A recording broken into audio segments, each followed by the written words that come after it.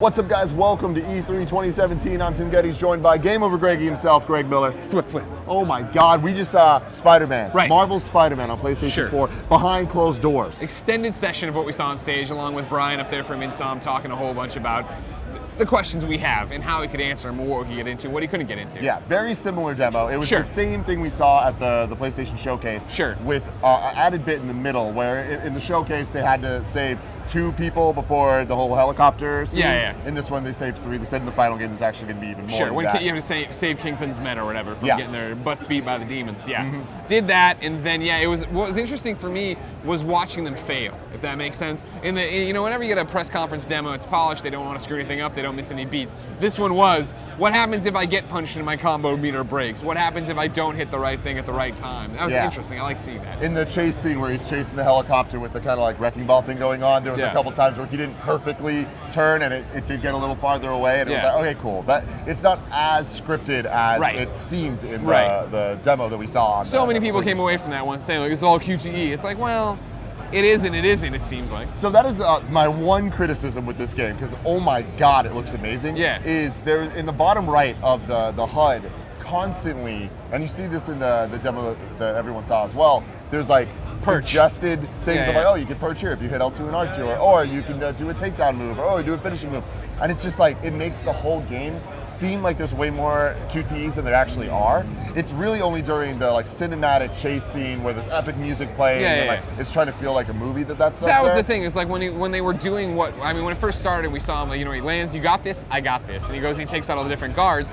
In the demo, that seemed originally like Arkham, but then it was like, well, this is all happening so fast, what's happening? To see somebody play it, screw it up, it went back to feeling like Arkham and having that thing where, and even Arkham is, you can R1 to get up there to do whatever. You know? But the thing is, like, you don't have to, not only do you not have to, you shouldn't necessarily do whatever it's prompting you to. There's a lot of times it was like throw, and I never saw him throw. So I was like, okay, cool, he is just punching, he is just doing the combos. And it is, they have this whole, what was the word they used? Acrobatic improvisation.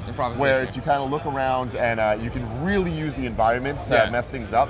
And I am happy that it seems like the level design is totally made to be able to grab stuff, throw it at people. Yeah. And there's gadgets too that Yeah. you can kind of use together with the environment to like really fuck shit up. Sure, yeah, of course from the demo you saw the one where you throw the little time, whatever you want to call it, web thing on the wall that has the line out that when he walks by it does that. They showed that in different ways, right? Of like, all right, cool, a guy was just walking at Spider-Man and he threw it on his chest and then it went off and then he hit a beam and like, boom, he was gone or whatever. Yeah.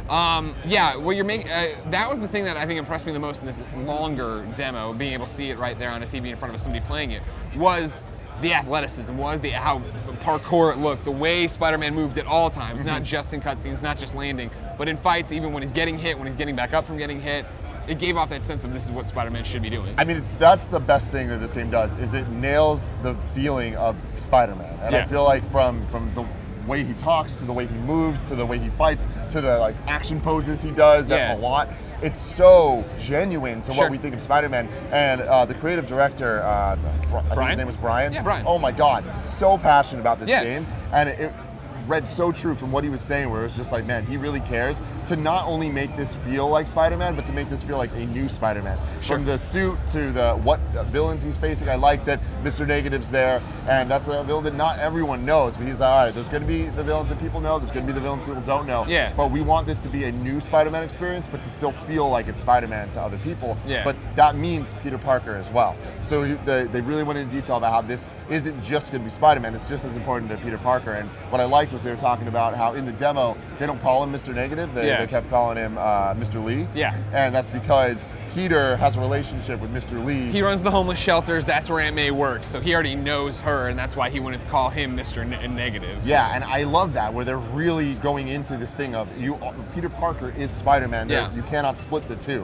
What I liked about it is something you brought up, they talked about more in depth in the behind closed doors. You brought it up during it, right, of like, oh, Peter was working with the cops in his ears. That was cool. The fact that he's 23 years old. He's been Spider-Man for 8 years. He knows what he's doing. He is he knows what he's doing as Spider-Man to get out there, to have these fancy gadgets, to do all these different things. That's what one of the meters was too. That was one of my questions. I saw the health meter, saw a web meter. I was like, what is that? It's for his gadget, whichever active gadget he has equipped. That's cool. Which makes it sound like there's going to be a lot of fun gadgets to like keep things interesting. There'll probably be skill trees. And that was the thing I asked them. Like like, well, the combo meter to me suggests is that I'm getting X XP, which means that I'm then, and he's like, ask me in a few months, because I'm assuming, yeah, you're unlocking powers, you're unlocking abilities. Yeah. And then also, somebody in our room asked about, hey, are there going to be suits to unlock, and they're more on that. And they said customizing the suit you had, which for me is clutch, because Brian said what we all know. It's a giant white spider to different, so you look at it at a glance, say it's Spider-Man, but it's not a Spider-Man I know. Insomniac Spider-Man. I love you, Insomniac. I hate that suit.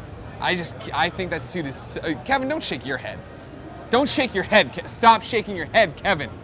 He's shaking it harder. But no, it's like, I just don't like that suit. I'm sure it'll grow on me, it'll be fine. But I didn't even think about customizing it to the point of jumping in there and like maybe I could just swap parts in and out. And I like that they said the reason the suit looks the way it does is completely story-based. And I love that. It seems like there's so much thought put into the story and the world that this game has. It says there's going to be a ton of characters in it, which really excites me. I think that's something the Arkham games did really well, was kind of have everybody Batman involved, and I feel like they're really aiming to do that with Spider-Man. They said open world from the very beginning. You can go anywhere you want in Manhattan. Manhattan's all open as soon as you start locked. the game. That's super exciting. I honestly, like being in the room, it's like everyone was stoked. And it's like everyone was like, oh man, we gotta be quiet. We can't be too hyped about this. But it was awesome. Like even though, like from the guy playing to the guy telling us to everyone there, it's like they are really nailing this game, and I think they got something super special on their hands. It goes back to what I keep talking about with Marvel games, the fact that it's Bill and Mike, and they're like, we're going to give talented developers our franchises and let them go. And Insomniac wouldn't answer how long they've been working on it. They didn't want to get into the weeds about it. It's their own Spider-Man universe. It isn't like there's no Marvel universe that everything has to tie into. Like they're telling their Spider-Man tale, and they were talking about how Marvel is behind them as long as they justify whatever they're trying to do. That they get in there and tinker. That's why Miles Morales is at the end of it. That's why Pete is doing how Pete's doing. Yeah, cool. No, and I asked them during the thing, I was like, so obviously Marvel Games has its universe going. Is this game a standalone thing, or could it kind of work in with the Avengers game or whatever? And he was like, we're only thinking of it as our thing. Who knows what the future holds, which excites me. But I like that they're focusing. They're focusing, though. Like, and I think that that's important, and I think that the amount of care that they're putting in this game is going to show. 100%, 100%. Yeah. Well, there you go. 2018. Way come quicker. More E3 2017 coverage right here on youtube.com/kindafunnygames, so stay tuned for that. Including an interview with the Marvel Games guys from the GameSpot co-op stage. It'll be up here on YouTube. You don't have to watch it over on the Twitch or anything. It'll be here. It's good. It's a pleasure to serve you.